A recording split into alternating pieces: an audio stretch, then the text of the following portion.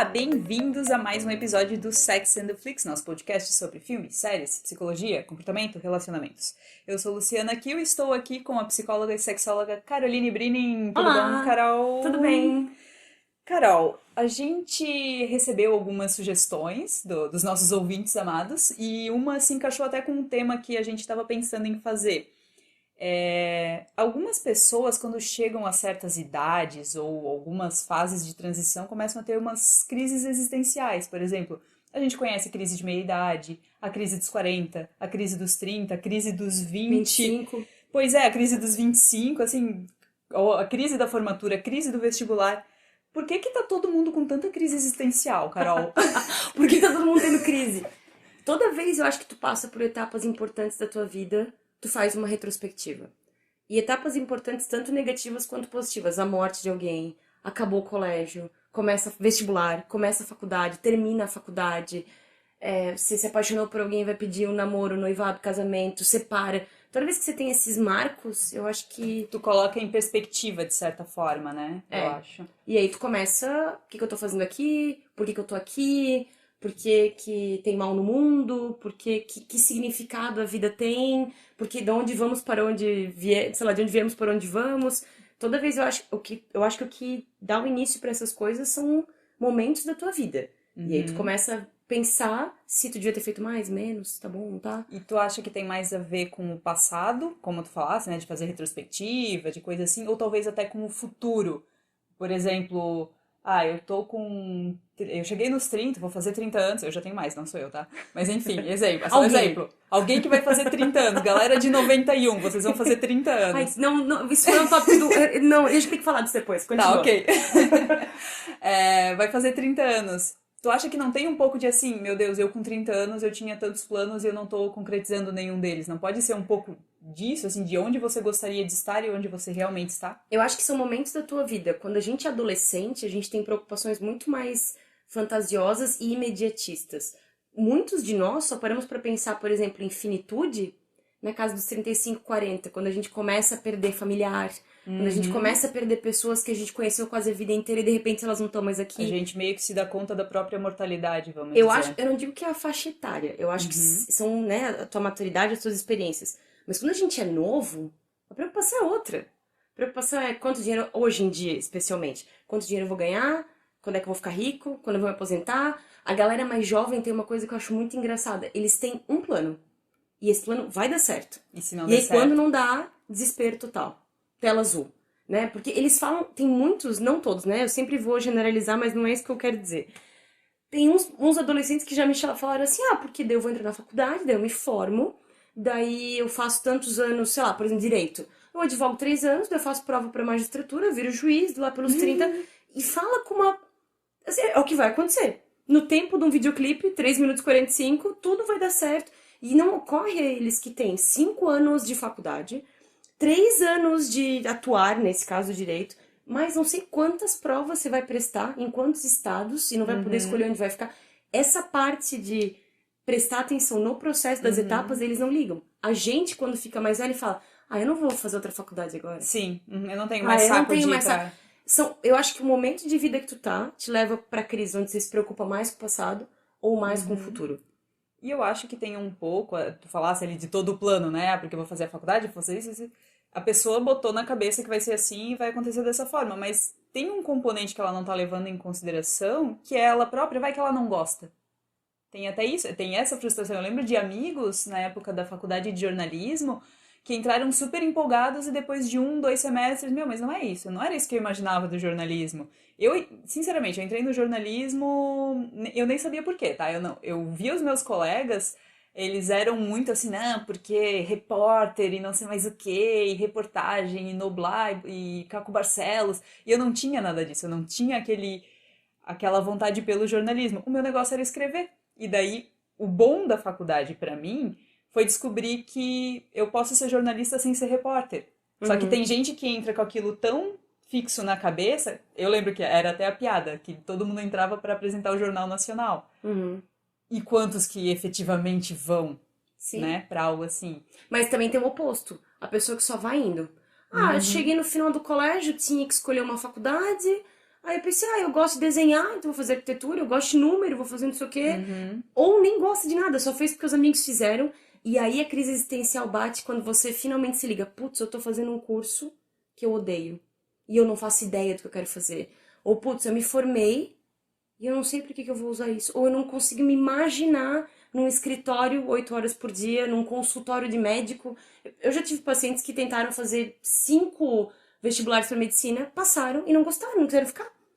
E aí dá um tilt, tu pensa, pô, mas não foi tudo que eu planejei. E aí entra a crise existencial também. Quando tu pensas que tu tinhas um plano e tu fica, tá. Ou quando tu nunca se ligou que tu tinha que ter tido um plano. E de repente algo vem e te liga, tá, e o plano?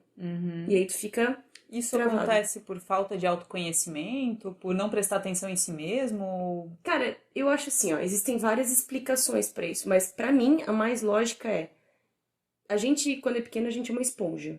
O nosso ambiente, os nossos pais, o nosso contexto vai ditar muito como a gente lida com emoção, como a gente lida com frustração, como a gente lida com planejamento, como a gente lida com persistência, como a gente lida com experimentar coisas. Se você não é incentivado, existe uma grande chance de que você vai ser uma pessoa que só meio que vai. Se você é super protegido, existe uma chance de que você nunca vai pensar por você mesmo, ou sempre vai torcer inconscientemente que alguém faça pra ti. Infelizmente, vai chegar algum ponto da tua vida que tu vai ter que fazer. E aí, se tu passou boa parte da tua vida nunca se responsabilizando e nunca fazendo, quando chegar essa vez, tu vai entrar em parafuso. Tu vai lidar com aquilo de um jeito bem inadequado para aquela situação. Ou omitindo e evitando, ou ficando com raiva, ou planejando demais e fantasiando uma coisa que não é. Eu acho que começa lá atrás. A nossa capacidade de criar objetivo, criar meta, correr atrás, ser persistente e respeitar o processo vem de aprendizado lá do começo. Né? De a gente aprender no nosso ambiente lá de pequeno que a vida é assim. E se tu olhar ao teu redor, eu acho que a gente até já falou isso em outro episódio, as coisas elas têm um processo. Tu pode imaginar, que nem eu comentei ali do negócio do direito, né? Fica 5, 8 anos estudando. São 5, 8 anos? São milhões de dias, horários, estações. E às vezes a pessoa tá só olhando naquele cargo que ela vai ocupar daqui a 10 anos e esquece. E ela esquece que são 10 anos. Até chegar lá, né? Sabe? E aí, quando nesse meio do caminho, quando tu vê que. Quando tu se liga que são 10 anos, aí tu trava. E aí tu entra. Porque eu acho que uma grande coisa da crise existencial é o negócio do propósito. Que infelizmente hoje se banaliza a questão do propósito, do mindset, de não sei o quê. Mas acho que uma das primeiras coisas que a gente se preocupa é: o que eu tô fazendo da minha vida? Né? Eu acho que é a grande pergunta. E, Carol, tu acha que hoje a gente se preocupa mais com isso do que as gerações passadas, talvez? Porque tu falasse muito ali da questão do propósito. Eu vejo que hoje em dia as pessoas falam mais sobre isso. Elas querem que, sei lá, o trabalho delas não seja só um trabalho, elas querem gostar daquilo, elas querem. E antigamente trabalho era para botar comida na mesa e coisa assim. Tu acha que as gerações atuais, assim, ou não tô falando só as gerações, né? Porque a gente sabe de pessoas da idade dos nossos pais, nossos avós também tiveram suas crises, né? Mas enfim, hoje em dia, o fato das pessoas quererem um propósito, quererem um significado além do que aquilo é na prática, é mais comum do que antigamente?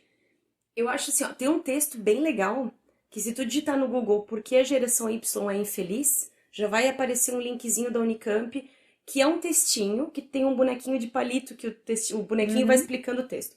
E no texto ele explica assim, a geração dos boomers, que é ali nossos pais, eu acho, né? Não, nossos avós? Antes de 1960. Quem nasceu até 1960 é boomer, depois é a geração X. Ah, tá. Então acho que nossos pais são X e tem os boomers, né? Isso. Os boomers ensinaram pros nossos pais que tu tem que correr atrás. Eles são de uma geração pós-guerra, que eles quase não tinham nada, então eles tinham que ter estabilidade. Não importa se tu ganha R$1.000 a tua vida inteira, mas pelo menos tens um emprego, plano de saúde e estás botando comida em casa.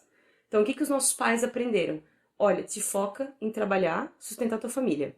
É isso. Ninguém tem muito sonho, né? Essa é a média que as pessoas aprenderam. Os nossos pais fizeram isso. Só que saiu melhor que encomenda.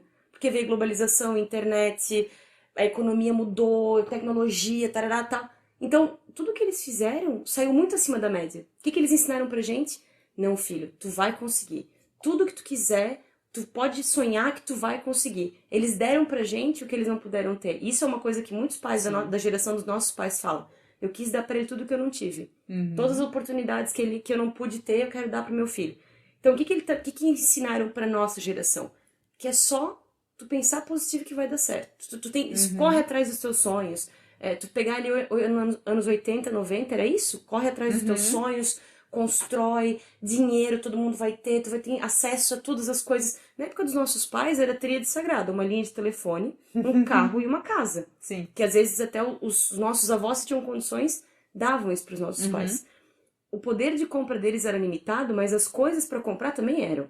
Sim. Na nossa geração virou olha, meu Deus, Tu tem que quantas trocar de coisas. celular todo ano, tu tem que assinar não sei quantos streamings, plano de internet. Isso agora, mas Sim, já, sim. pensa, quando a gente era adolescente, já tinha vários tipos de videogame, já tinha vários tipos de bicicleta, as coisas que a gente queria eram outras. E isso, depois ali da década de 80, e ainda mais com o advento da internet, nunca a gente viveu uma evolução de coisas tão rápida. Pensa, a distância entre o jornal e a televisão é gigantesca. Sim, agora da televisão pra internet, mais ou menos, e daqui pra frente, estourou. Então, a gente sabe mexer mais ou menos com isso. Os nossos pais, muito menos. Sim, a galerinha de agora, os pequenininhos, eles já nascem nascem sabendo, com né? isso. Mas essa questão externa nossa vai definindo a coisa de eu quero mais, eu preciso de mais, o que eu tô fazendo aqui. Junta isso, coisas tipo, sem soar esquerdopata capitalista. Mas o capitalismo é uma delas. Sim. A gente comentou na indústria de autoajuda. Todo mundo sente que o dia tem que ter 24 horas úteis. Sim. E se tu entra nesse piloto automático, tu se pega cansado e de vez em quando tu para e pensa, para que eu tô fazendo isso? E às vezes quando tu tá no teu momento de lazer, de descanso, tu se sente culpado porque até no teu momento de descanso tu deveria estar vendo aquela série, tu deveria estar lendo aquele livro, tu deveria estar fazendo algo útil, de certa forma. Mas tu se sente assim porque existe uma mensagem constante ao teu redor te dizendo, se você está parado, tá faltando alguma coisa. Se você tá descansando, você deveria estar correndo atrás. Se você... É uma coisa muito da nossa cultura, de você nunca poder estar parado e é bonito tá doente. Sim. É bonito ser trabalhar 70 workaholic, horas. né? E aí o que tu acha? Não, então se eu não quero fazer isso, eu sou malandro e eu fico... Sim. E aí, pra quem é ansioso, é pior ainda. Porque tu não consegue ir lá e fazer mais, porque tu tá cansado, mas tu fica te punindo constantemente que você deveria estar fazendo alguma E daí, coisa. juntando com o lance do propósito, não basta tu tá fazendo, tu tem que estar fazendo e amando. Exatamente, exatamente. E aí tem pessoas que são naturalmente mais sensíveis ao mundo, às coisas. Tem pessoas propensas à ansiedade e depressão que quando elas entram nessas crises existenciais, isso mexe com todo o contexto delas. Elas travam, elas jogam pro alto casamento, trabalho, às vezes relações com filho, com família, porque elas travam. Elas só querem se livrar, elas não sabem nem do quê, mais ou menos, né? Elas não chegam assim, eu sei que eu tô infeliz, mas eu não sei se é com o trabalho, com a família, com o lugar onde eu moro, então Se a joga culpa não é tudo. minha. Daí joga tudo, simplesmente joga tudo pro alto, né? Exatamente. E, Carol, a gente falou bastante das crises, da época da faculdade e tal, de gente bem nova. Parece que essas crises existenciais, que antes a gente falava de crise de meia-idade, crise dos 40, parece que tá começando cada vez mais cedo. Sabia que tem um livro, que ele é meio que um clássico, se chama Crise dos 25? Tem em português, tem em inglês, e se eu não me engano a edição americana, que é a primeira, americana ou australiana, não sei, é de 90, 91. Já se falava da crise dos 25, que é mais ou menos aquela crise, tipo, tu acabou a faculdade, tu sai de uma estatística para outra. Sim. De universitário para desempregado. Exato. São dois pesos que tu fica. E ali tu começa, a maioria das pessoas, quando elas entram na faculdade, elas já vão calculando que se fizer estágio, fizer não sei o quê, ou quando acabar a faculdade tem emprego. E isso é uma coisa que sempre foi. Ou já emendar num mestrado, em alguma outra coisa. Até porque a geração dos nossos pais, se eles eram bons alunos, se destacavam em faculdades menores. Aqui na faculdade, né, aqui em Blumenau, eles eram chamados para dar aula. Sim. Em alguns cursos, por exemplo. Tu não precisava ter um título, uma publicação. Se tu era bom, podia voltar. Muitos deles conseguiam emprego assim, tinha uma espécie, sei lá, de olheiros na faculdade. O bom aluno o professor já trabalhava numa empresa, já te chamava, não sei o quê. Pra acontecer isso agora... É muito tem mais que ser gente, né? muito bom. E aí tu vai chegar lá sendo muito bom pra ganhar R$1.000, e aí tu não vai querer. E aí tu entra numa série de piras existenciais, porque tu pensava que tu ia fazer faculdade e tu ia ganhar dinheiro. Sim. Tem muitas pessoas que pensam até coisas tipo, eu vou sair, já vou ganhar R$5.000. Eu não acho que é injusto, eu acharia ótimo se eu não ganhasse R$5.000, mas não é um salário real. É que eu acho que daí pega a troca de geração dos nossos pais pra gente, por exemplo, porque na época dos nossos pais eram poucas pessoas que faziam faculdade. Antes deles, menos Também. ainda. E tinha menos poucos cursos ainda, né? Tinha poucos cursos e realmente, quem fazia faculdade tinha um emprego bom. Hoje em dia, a faculdade é quase um ensino médio. que bom, eu acho ótimo que as pessoas estudem mais.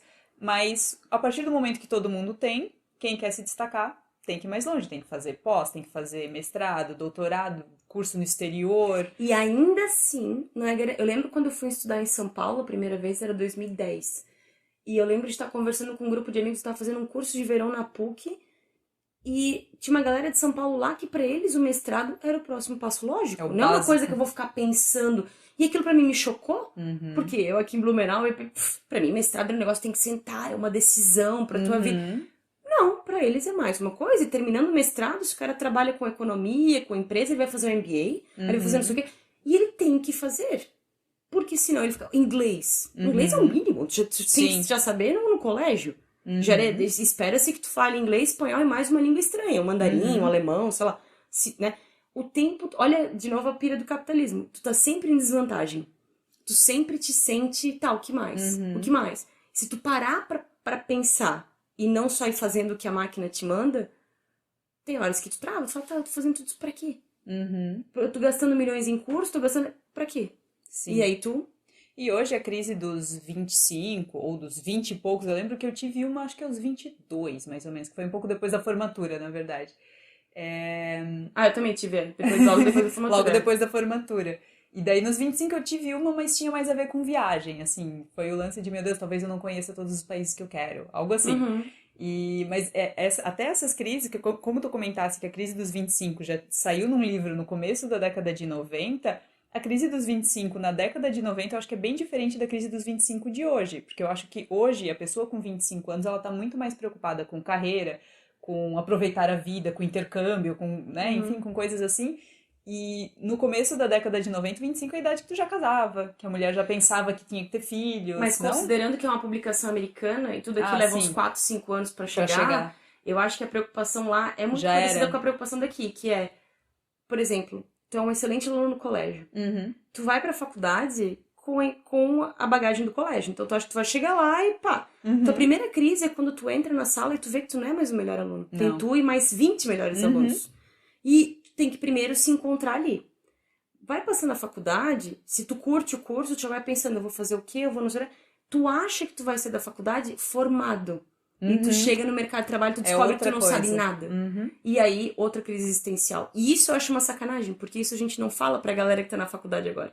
Eles saem, eles dão com a cara na parede num monte de trabalhos. Quando eles começam uma coisa, eles achavam que eles sabiam e eles não sabem. Ou às vezes você pega um cargo, tipo assim, sei lá, tu é assistente social, se formou se formou assistente social, conseguiu um emprego nessa área, e aí tu entra em pânico pra escrever um relatório. É uma coisa, entre aspas, simples, que é o protocolo. Mas tu trava porque tu não aprendeu isso. Tu aprendeu 1000 outras coisas, mas aquilo ali do dia a dia, sabe? Isso ninguém conta pra galera da faculdade. Muitos dão sangue, cada trabalho, cada não sei o que, quando sai. Aquilo não mudou nada. Ser o melhor aluno da sala, ganhar uma placa, não mudou a tua vida. Sim. Tu não põe isso no teu currículo. E até, entrando no cinema agora, né? Uns filmes que eu gosto que retratam bem essa são os filmes coming of age, né, que a gente fala de amadurecimento, são os da Greta Gerwig, que ela tem no Lady Bird, é mais ou menos isso que tu falou, que a menina ela sai da cidadezinha de Sacramento, porque eu odeio tudo aqui, eu vou ser grande em Nova York, não sei mais o que, e chega lá, ela toma um porre numa festa, passa mal, tal, primeira coisa que ela pensa, meu, que saudade da minha mãe e da minha cidade, né, então tem um pouco dessa quebra de expectativa, decepção da expectativa que tu colocou. E quando tu lembra que, não, ok, depende de mim também. Frances Ha, eu não sei se tu chegou a ver. Eu não vi. Frances Ha vai nessa pegada e até mais autoral, que é com a própria Greta atuando, né? E também é um lance que ela botou na cabeça, não, porque eu vou entrar pra companhia de dança em Nova York, não sei mais o que, só que quantos dançarinos em Nova York, quanto que custa um aluguel lá. Então, tu começa a lidar com a quebra da expectativa, né? Com as primeiras frustrações de que o teu plano não deu certo, né? Na minha fantasia era assim e não... Exatamente. Tem até as cobranças sociais, assim, de algumas idades. Um exemplo bem bobinho, mas que eu acho que tem a ver com a galera adolescente para adulto, é American Pie. Que eles tinham que sair do colegial, não podia sair virgem de lá, né? Então, aí, crises existenciais diferentes, né? Com 20 tu tá preocupado em perder a virgindade, com 30 tu tá preocupado em pagar conta. É, mais ou menos isso. E daí agora a gente vai começar com as crises dos 30. A gente já passou pelas 20 e Sim, 25. sim. Hoje em dia, o que que causa a crise dos 30? A gente acha que 30 é velho? Eu acho que. Eu não sei se a gente acha que 30 é velho, eu acho que não, porque eu acho que a gente tá menos. Em alguns momentos da vida, acho que a gente se foca menos no número, Uhum. mas eu acho que a gente olha muito pra. Eu achava que quando eu tivesse 30 anos, eu seria, eu teria, eu Uhum. estaria. E aí Sim. você fica meio tipo, tanto pro bem quanto pro mal. Tu fica naquela assim, Sim. pô, mas eu achei que eu estaria formado com dinheiro, tarará, tarará, e não Viajar do saiu. mundo e não aconteceu. E o pior é que às vezes tu entra nessa, por exemplo, viajar do mundo. Cara, seria impossível. Uhum. Que trabalho milionário tu tem que tu conseguiu viajar o mundo inteiro, que tu conseguia sair pra viajar um mês inteiro, que são fantasias que a gente cria também de expectativa de Sim. futuro, porque se tu reparar, quando a gente sonha, por exemplo, a casa de cerca branca, Aham. né? Isso, eu não sei se tu sentiu isso, quando eu fui morar sozinha, é muito legal quando tu vai na casa dos outros. Mas a Uhum. manutenção que dá uma casa, o cuidado de uma casa, o custo da cerca, todas essas coisas tu não calcula na tua fantasia. Mas eu gostava.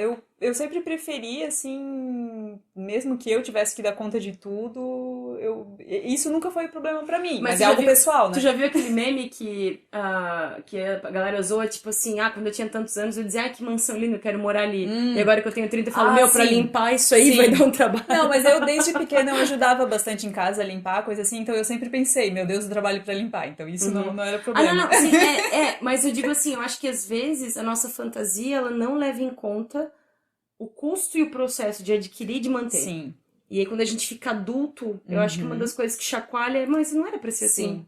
Não, e a gente tava falando, né, de reforma em apartamento, ou mobiliar um apartamento novo. Qualquer brincadeirinha é R$ 1.000. Não tem, vai comprar uma torneira é mil Meu Deus, reais. tá louco, sim. Granito é um absurdo, assim, então é realmente. E aquele custo que quando tu chega na casa de alguém é um negócio que tu só tá usando, tu não pensa. Né? Tipo, Uhum. eu lembro que torneira foi um choque pra mim, que eu pensei, cara, eu sou obrigada a comprar, porque não, né, não é um artigo de luxo, é um negócio que precisa. E é Sim, caro, sim. né? Então tem essa. E eu acho também como a gente foi muito criado por TV enfim, novela, né? Na Uhum. nossa fase era muito novela.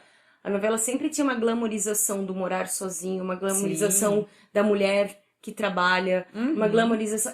Era sempre uma realidade que, querendo ou não, em algum grau a gente vira um aprendizado pra Sim. gente. A gente absorve aquela fantasia como uma possibilidade muito, muito, muito possível. Uhum. E daí, às vezes, eu acho que isso também entra na crise existencial quando tu pensava, por que isso aí não Sim. aconteceu se parece tão possível? E Uhum. não era. E eu acho que e a gente nem se liga o quanto que Sim. essas mídias influenciam a nossa ideia Um de futuro. exemplo é uma das séries mais citadas aqui ao lado de Sex and the City e The Office, é Friends. Que tu olha aquela galera morando sozinha em Nova York, em Naquele apartamentos apartamentos gigantes lindos. com subemprego.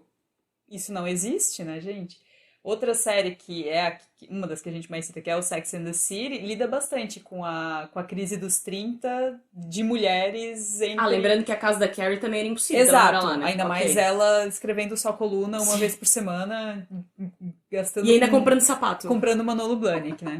E eu acho bem legal aquele episódio que elas falam de finanças, que a Carrie fala assim, que esse sapato aqui custa US$ 2.000, uma coisa assim. Daí a Miranda, tá, e quantos que você tem? Daí ela conta e tal. E daria o preço de um apartamento, ou, né, enfim, Uhum. daria uma boa grana. E ela assim, meu Deus, eu tenho um monte de sapato e eu não tenho onde morar. E mais ou menos isso, O né? que também não é tão incomum na vida, porque quantos de nós temos prioridades erradas também por conta de É. expectativas tortas que a gente criou, Uhum. né? E outra coisa que o Sex and the City mexe bastante é a expectativa de relacionamento quando tu tá nos 30, assim. Porque, por exemplo, a Miranda não, desculpa, a Samantha, ela é um pouco mais velha, ela já tem os seus 40 na série, e ela é muito bem decidida que eu saio com os caras, eu me divirto, eu tenho a minha agência, né? Uhum. Ela tem bem isso. A Carrie, a gente vê que ainda tá procurando um grande amor, que na verdade é o Big sempre, né? Enfim. Mas a Charlotte, eu acho que ela tem ainda bastante aquela coisa da época das nossas mães, das nossas avós, de não ficar pra titia. Porque ela ainda fala, assim, que ela. Tem um ano que ela ia fazer, acho que 33 ou 34, que ela assim, não, eu vou casar esse ano e não sei mais o que. E daí tem um outro, que acho que é aniversário de 36 dela, e ela falou, não, eu vou ficar com 35. Daí, mas por quê? Porque eu não cheguei aonde eu queria aos 36. Eu tô divorciada, eu não tô com ninguém, tipo, não tô com filhos. Então, acho que lida bastante assim com expectativas diferentes dessa idade. Eu acho até que pra mulher é pior as crises existenciais, porque a gente tem uma questão hormonal, porque a gente tem Quem quer ter uma... filho tem o relógio biológico, Não, mas né? até acho que quando a gente entra em... Muitas mulheres não têm filho, mas elas sofrem na menopausa.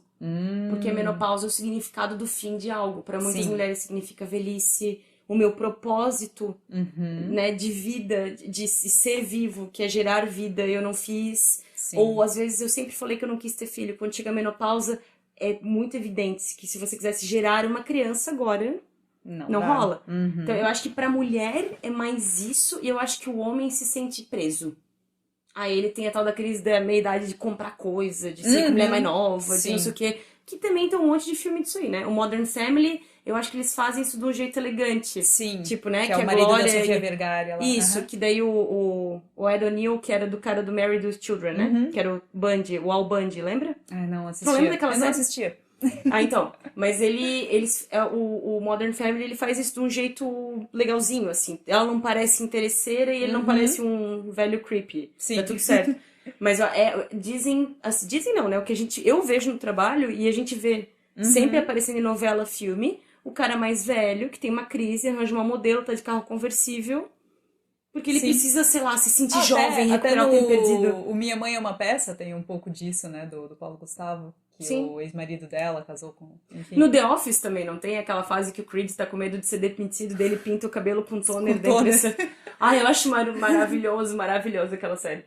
Aquele episódio e a série também. Mas eu acho que a crise existencial... outra coisa também.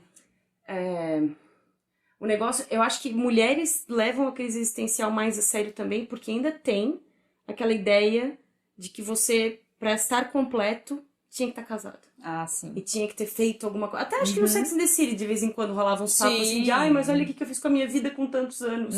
E os homens falam mais de carreira. A gente ainda é uma questão muito de gênero também, a crise existencial, né?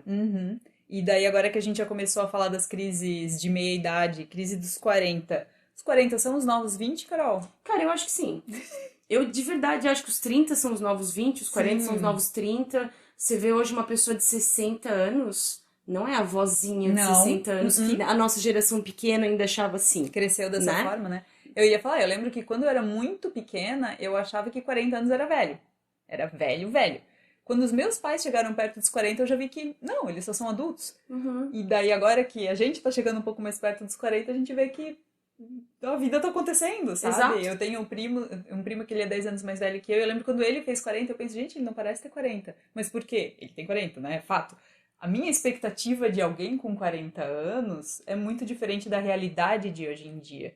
As pessoas estão demorando mais para terminar de se formar, demorando mais para sair de casa, para constituir família. Quando constituem, porque a gente já entendeu que é opcional isso hoje também. Aliás, sempre foi, mas hoje o estigma é um pouco menor. Ao mesmo tempo, elas conseguem se manter saudáveis por mais tempo, alimentação melhor, qualidade de vida, bem-estar melhor, então vai fazer com que a gente vá mais longe. Tem um TED Talks da Jane Fonda que se chama The Second Act, eu acho, o segundo ato.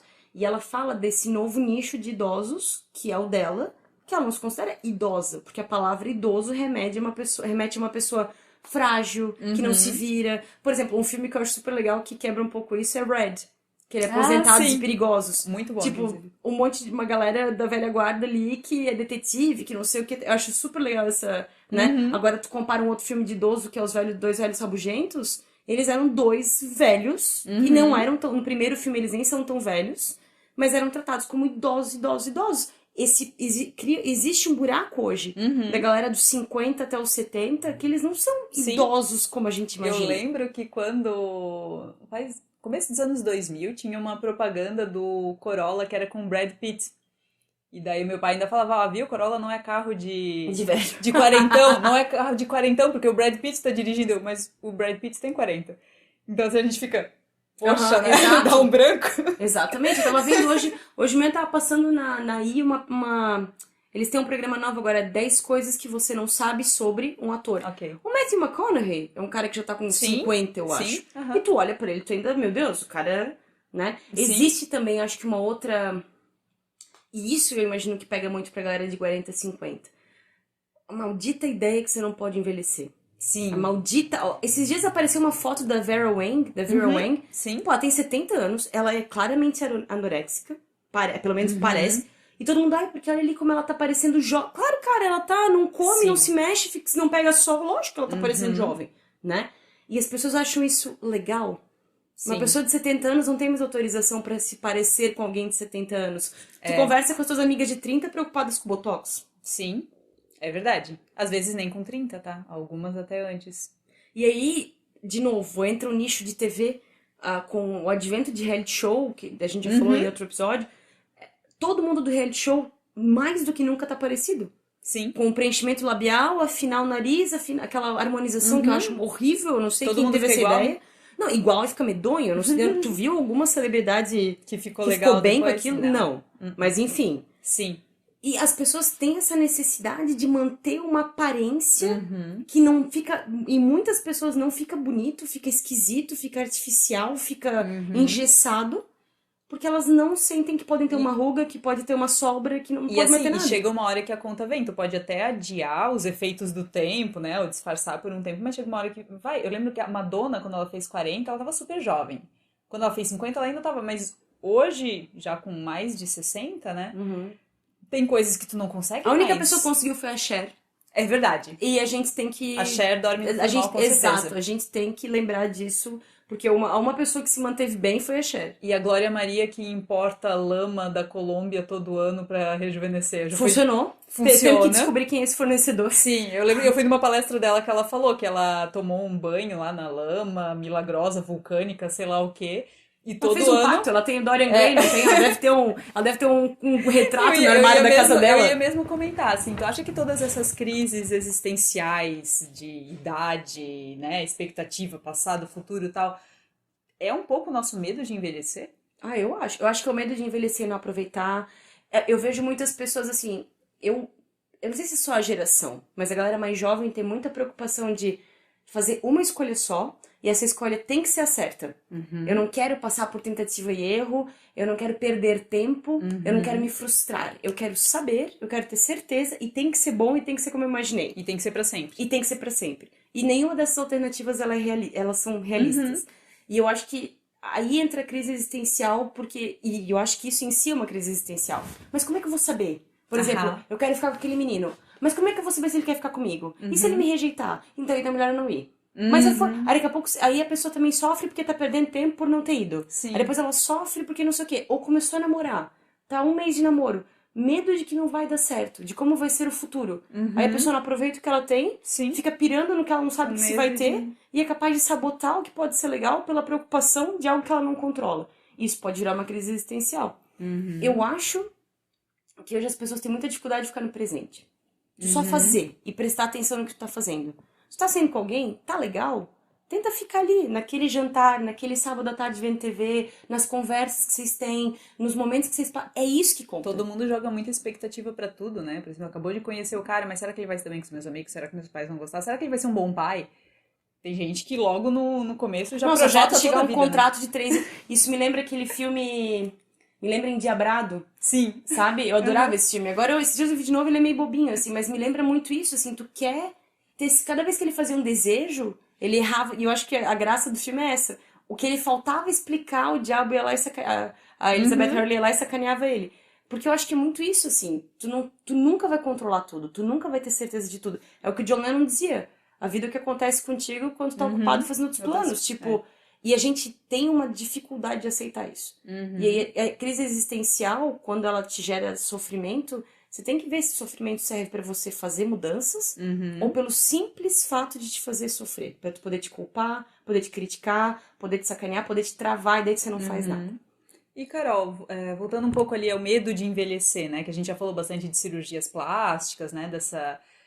Tu acha que é um negócio é mais nosso ou é da sociedade? Porque, por exemplo, se a gente vê mercado de trabalho, depois de uma certa idade, é difícil tu conseguir uma relocação. Por mais que tu se atualize em cursos, coisas assim, às vezes uma empresa, eu não quero contratar alguém já que tem 40, algo assim.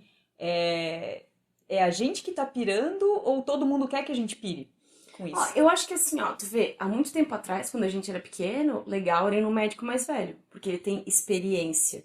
Hoje em dia, muitas pessoas preferem um médico mais novo, Uhum. porque supostamente ele tá mais antenado, tecnologias, tarará, tarará, tarará. Teve um shift de quem que a gente confia mais agora. Isso é uma coisa super cultural. A gente mudou, a gente entende que tecnologia tá ligada a gente jovem. Tu não vai ver um cara de 40 anos sendo pela primeira vez contratado pra trabalhar com TI. É. E os caras vão dizer, ah, não, é porque ele não é tão ágil, porque ele não pega tão rápido. E se ele pega? Mas não, talvez já existe Um preconceito, sim né? um preconceito. Eu não esqueci como é que chama o nome disso em português. Eu sei que em inglês é ageism, que é o negócio da idade. Não sei se é idaísmo, uma coisa assim. Tem um nome pra isso, que é quando você tem um preconceito com a idade. E eu acho Velhofobia. talvez, exato. Eu acho que, na verdade, a cultura criou isso. As mulheres sempre. Sim. Historicamente, a gente sempre tem que parecer novinha. Tu pega o corpo de uma modelo, de uma supermodelo, por que que elas têm data de validade? Porque é um corpo juvenil. Tipo, tem que ser todo duro, tem que ser muito magro, tem que ter curvas quase infantis, A partir pouco do peito, momento pouca que bunda. começou a acumular uma gordurinha, tchau. Exato. Começa aí. Sabe onde é que eu acho que pega mais? Se a gente voltar bem pra trás, as aeromoças. Que a Panam, verdade. no começo, eles tinham uma edição. Tinha um filme. Como era o nome daquele filme? Tinha a série da Panam, que acabou, durou uma temporada Não cheguei só. a conhecer. E tem um filme. Eu Eu adoro. acho que tem um filme também sobre a Panam, a companhia aérea. E o Mad Men é uma boa. Sim. A série Mad Men. Eu acho que é uma boa. Um bom exemplo. Um bom exemplo pra essa questão da idade, de como uma mulher se parece e não se ter vergonha de falar que eu quero uma mulher mais nova, eu quero uma mulher mais firme, eu quero uma mulher mais não sei o quê. Tem aquela série, não sei se chegou a assistir, Younger. Tu Não. lembra? Era muito legal. Passava na aqui no Brasil, e tinha Hilary Duff, tinha um elenco diferente. E a história era essa. Era uma mulher que ela tinha cara de um pouco mais nova, ela queria um emprego numa agência. E ela mentiu que ela era mais nova pra poder conseguir um emprego, senão ela não ia ser empregada. Ela tava desempregada há um tempão, precisava da grana, precisava do emprego. E eles não iam contratar ela pela idade dela. E aí eles começam a desconfiar porque ela tinha muita experiência, mas a idade... Mas aí vai que no final aceitam ela. Mas mostra essa coisa, ainda mais no mercado de moda. O Diabo Veste Prada faz essa Sim, crítica é também verdade. bastante.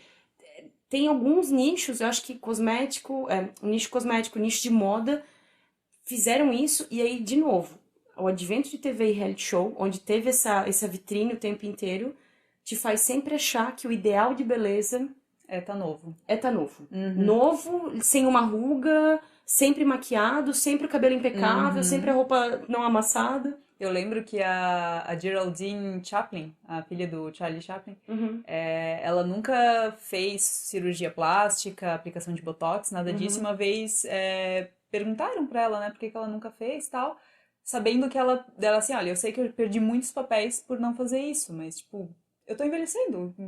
Por que eu vou tentar esconder isso? Sempre vai ter um ou outro papel pra mim. Não são todos, paciência, mas... Mas, ó, a gente falando de crise existencial em idades diferentes. Pegar Meninas Malvadas, o personagem da Lindsay Lohan, ela tem que mudar totalmente pra ela poder ser reconhecida e ser aceita Sim. por aquele grupo específico de meninas. E tu vê, no filme explica que ela vem de uma... Ela tava morando na África, estudando em casa, uma vida despreocupada. Sim. Com dieta, com vestir não sei o quê, sabe?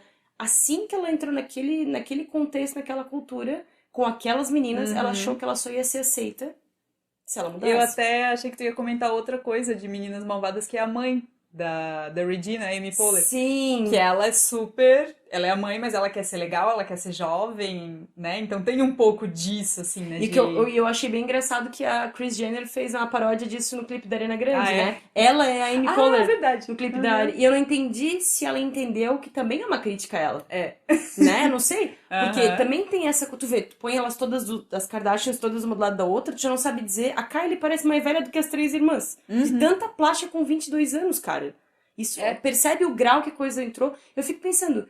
Se com 20 anos, 17, 20, já sentiu uma pressão pra essa perfeição, como é que vai ficar a tua cabeça com 40, cara? É verdade. O que tu faz depois de tanta plástica com 40? Será que ela vai ser uma coisa meio Michael Jackson, de tanto mexer no nariz, vai estar... Porque tem coisas que são humanas. Tem uma série chamada Botched, né, que fala daquelas... Que também era popular nos anos 90, Sim, lembra? Dr. Ray, né, no Tinha T1O. Nip Tuck também. Isso, exato. Eles falam, eu acho massa que eles são bastante realistas. Tu só tem um certo tanto de cirurgia pra fazer. Só tem um certo tanto que tu pode mexer numa parte do teu corpo e, enfim, por enquanto, o que o nosso corpo aguenta é isso aí. Eu acho que quando as pessoas não param pra respeitar as crises que elas têm, elas tomam decisões muito ruins também. E quando tá ao teu alcance, tipo uma cirurgia plástica, tipo É. um gasto impulsivo de dinheiro, ou, sei lá, sacanear contratos que você tem com as pessoas, né? Eu acho que sai muito mais caro do que parar pra prestar atenção na crise. E tudo bem, vai passar. Todo mundo tem Sim. isso. E a gente falou agora desse medo de envelhecer, né, da Geraldine Chaplin que não tem. Mas tu acha que Hollywood tá meio que mudando um pouco isso, assim, que a gente tem tantos atores veteranos tão talentosos que hoje eles estão tendo um pouco mais de espaço. Por exemplo, eu sei que tu assiste Grace and Frankie, tem o Adoro. Método Kominsky, tem outra... Comecei, muito bom. Tem várias séries e filmes, até aquele Alguém Tem Que Ceder, com Jack Nicholson e a Diane Aquele Hotel Keaton. Marigolds também, que é legal. Isso, aham. Ou Simplesmente Complicado, que eu achei muito... A trama ela é pra uma galera muito jovem. Que é a Meryl Esse é o da Streep. Meryl Streep, né? Uhum. E Com assim, Alec Baldwin. isso, e eles têm... E a impressão que dá é que o script foi escrito pra pessoas... Pra um grupo geracional mais novo. E ficou muito legal mostrar uma mulher de 60, 70 anos muito em forma, muito saudável, muito lúcida, que tem os negócios dela. Os dois homens também, lúcidos com os negócios dele. O estereótipo do Alec Baldwin sensacional, que ele casou com uma mulher que ele mal se dá bem, mas porque ela é bonita, é modelo, é magra, né? E daí ele tem um filho 40 anos depois de ter tido o primeiro filho, e daí mostra também essa coisa... A diferença, né? De que ele já tá com idade pra ser avô, mas é pai de novo. E tu sabe que há uns anos atrás saiu um estudo, né? Que os homens tendem a repetir o padrão. Os homens tendem a se separar, e aí casar com uma mulher mais nova, e de novo estarem, entre aspas, presos na mesma situação que eles tiveram lá atrás. De novo eles vão criar outra criança, eles não vão aproveitar com aquela mulher, eles vão construir uma família de novo. De novo. As mulheres têm uma tendência a curtir. Elas fazem amizades, elas namoram, muitas nem querem, nem pensam em casar de novo, porque acham que, né, cumpriram Sim. aquela experiência. Isso é muito interessante. Esse filme eu acho muito legal. A única coisa que me irrita um pouco, como é o nome da diretora? Ai, não É a mesma do Quem Tem Que Ceder. Ela tem o mesmo estilo, aquela Sim. musiquinha francesa no fundo, classe média alta, mulher meio destrambelhada. Sim. Isso, assim, o plot é meio que... Sim, os não clichês. tá- aham. é aquilo que a gente falou das comédias românticas, assim. Depois que tu começa a prestar atenção que é uma fórmula de bolo, às vezes te irrita um sim. pouco. Mas eu acho, naquele, no Alguém Tem Que Ceder, eu acho engraçado do Jack Nicholson. Que ele só tem uma crise existencial quando ele tem um infarto. Sim. Porque então ele pegava modelo, ele andava com Aham. rapper, o cara não tinha a mínima noção de Da espaço, idade. assim, da idade dele. E aí quando ele tem esse momento, e a gente escuta muitas pessoas falarem isso, é um susto de hospital, é uma doença, é uma perda, é um acidente. Daí dá uma epifania. Uma epifania, a pessoa muda. Também é uma crise existencial, né? Se parar pra pensar. E o Método Kominsky é bem legal, que é um ator que, na verdade, ele nem fazia tanto sucesso assim, mas ele tem uma escola de atuação meio Joey Tribbiani, assim, só que mais velho e tal. Então ele cobra muito dos atores novos e tal, mas ele, né, com que bagagem e tal. Mas eu acho interessante que eles focam, assim, na vida amorosa dele, na Mas vida no primeiro sexual episódio, o Alan Alda chega pra ele e fala Alan que... Arkin. Arkin. Ele chega e diz, não, mas cara, ele pega e cita algum trabalho que ele fez na Broadway, Sim. então tu pode cobrar mais caro pra você... Sim. Mas eu achei muito legal. Uma outra série que também retrata a crise existencial, mas de um jeito sutil, era no Sons of Anarchy com a Gemma. Sim. A Gemma tinha momentos de se sentir velha, de não se sentir bonita. Quando chegava perto a ideia de que a galera do clube de motociclistas se chamava prostituta e tal, ela meio que balançava e ela achava que podia ter um pouco a ver com ela. E aí, né, aí incitava a crise nesse aspecto, eu achava bem interessante. Grace and Frankie eu acho uma série muito inteligente, são dos mesmos criadores do Friends. Eu não vi ainda, mas tá na minha lista. E elas têm. E a crise existencial delas vem quando os maridos se assumem homossexuais e estão num casamento. Eles já namoram há muitos anos. Eles são parceiros numa firma de direito. E elas são as esposas que se detestam, que uma é super socialite, que é a Grace, e a outra é super hippie, que é a Lily Tomlin, que é a Frankie. E aí um dia estão os quatro jantando e daí os dois decidem contar pra elas que eles vão se divorciar, então. E que os dois vão ficar juntos e elas têm que se virar.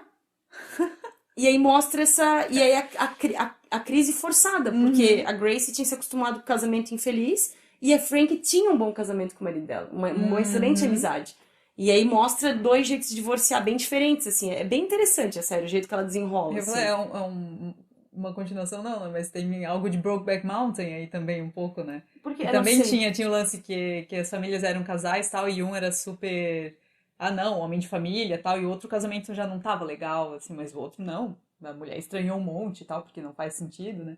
Enfim. Tu diria que Bridget Jones tem crise existencial? Tem, eu também acho que tem. Eu até ia comentar na crise dos 30, porque ela tem muito aquele negócio de, encontrar o marido. A mãe dela cobra muito isso dela, assim, que eu vou te apresentar pra alguém, e não sei mais o quê.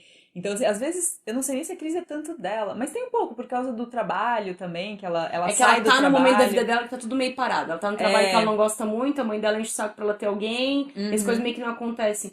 Tu viu que o Netflix parece que tem uma série de língua hispânica chamada Crise dos 30? Porque Não. quando eu fui pesquisar algumas Aham. coisas, eu fiquei curiosa pra ver o que eles estão retratando. Mas eu acho que a grande crise da nossa geração é: eu achei que eu estaria em tal lugar. Eu achei que eu estaria trabalhando com o que eu gosto, feliz no meu casamento, estável financeiramente, estável emocionalmente, e não.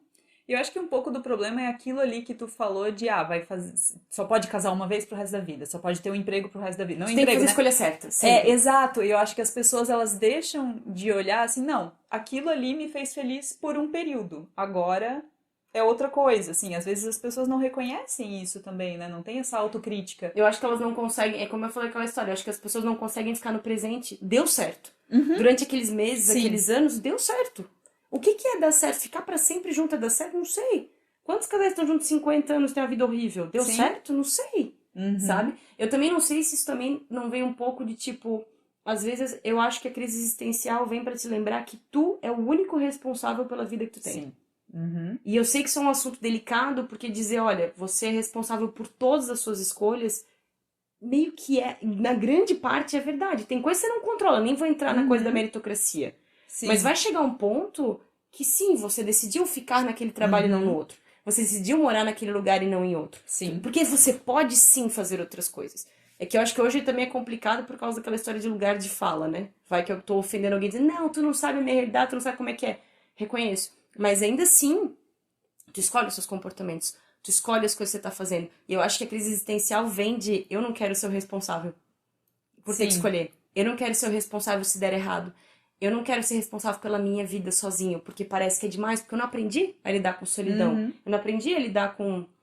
E aí entra a crise, tipo, alguma coisa no universo dizendo, tá, e tu vai te apropriar de sei quando.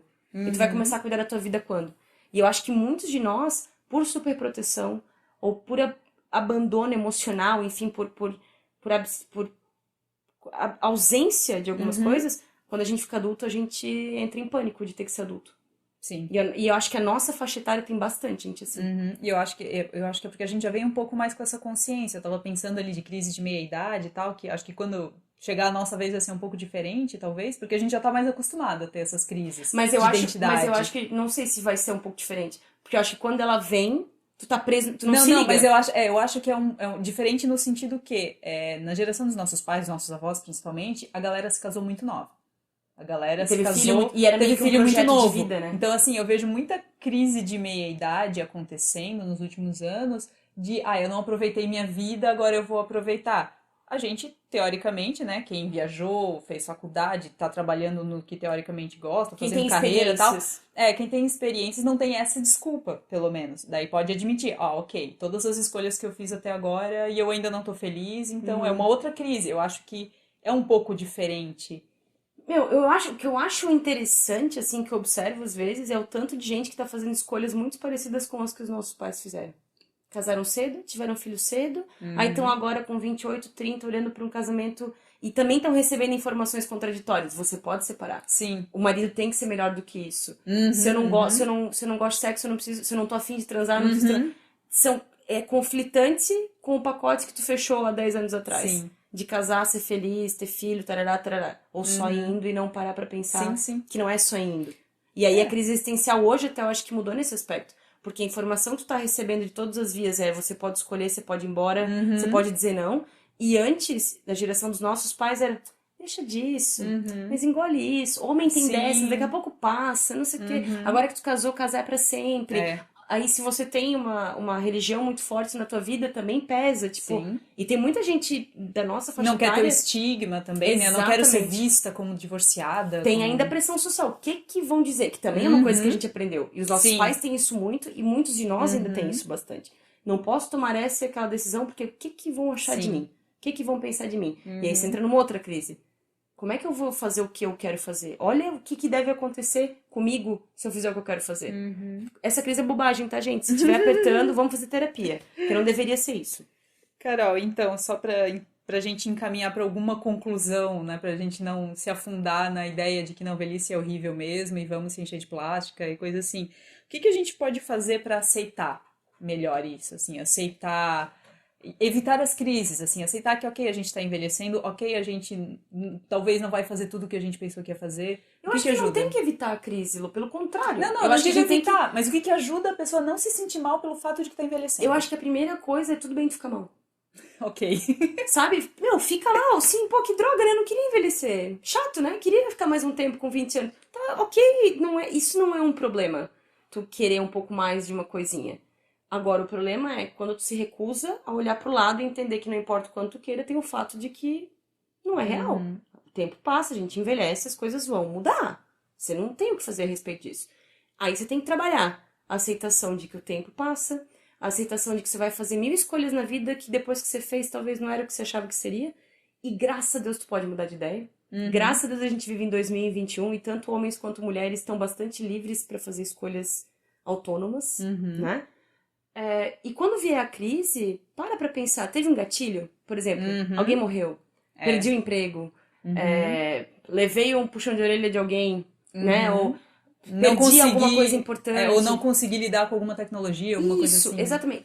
Tenta ver se rolou um gatilho que geralmente tem e começa a ver por que isso ele te incomoda. O que te faz achar que tu não conquistou coisas? Pô, tu não tá botando comida em casa, pagando tuas contas, teus boletos, estás com alguém que te trata bem, tu conquistou um monte de coisa. Será que não tá faltando olhar mais pro que tu conseguiu e não para aquilo que tu acha que tu deveria ter feito? Porque tu não fez. Sim. Essa é real. Ah, mas eu podia ter feito mais, eu podia ser médico, mas tu não é. Por alguma razão. Assim como eu vejo assim, porque fulana com a tua idade já teve tantos filhos. Ó, bom pra ela. Bom pra ela. Fulano com a tua idade já fez não sei quantos cursos de MBA, não sei o quê. Fulano com a tua idade já conheceu tantos países. Para de se comparar um pouco, né? Mas o que eu acho mais chato é quando a pessoa fica assim, meu, porque eu devia ter não sei o quê. Por que naquela época eu não estudei mais? Por que não? Porque naquela época tinha uma explicação perfeitamente razoável pra você não ter feito. E aí entra aquilo que eu acho que a gente comentou em algum momento. Autocompaixão, sabe? Tipo, ok, que droga que apareceu uma ruga. De repente tu se liga que tem um risco no teu rosto que antes tu não tinha. Tu pode ver de duas maneiras. Tu pode pensar, ai meu Deus, estou ficando velho e fazer um botox. Ou tu pode pensar, olha só, olha onde é que eu cheguei. Olha quantos anos que eu já tenho. Você pode ressignificar aquilo ali. Como é que tu quer ver essa ruga, essa linha? Eu acho que essas são as perguntas, sabe? Mas a gente tem que parar, a gente tem que normalizar ficar mal. Tá tudo bem tu não gostar, tá tudo bem tu ficar triste, faz o velório daquilo ali, daquela expectativa e vamos pra próxima. E se você não conseguir sozinho, procure ajuda, tem gente especializada pra isso. Sim. Tá tudo bem não conseguir também.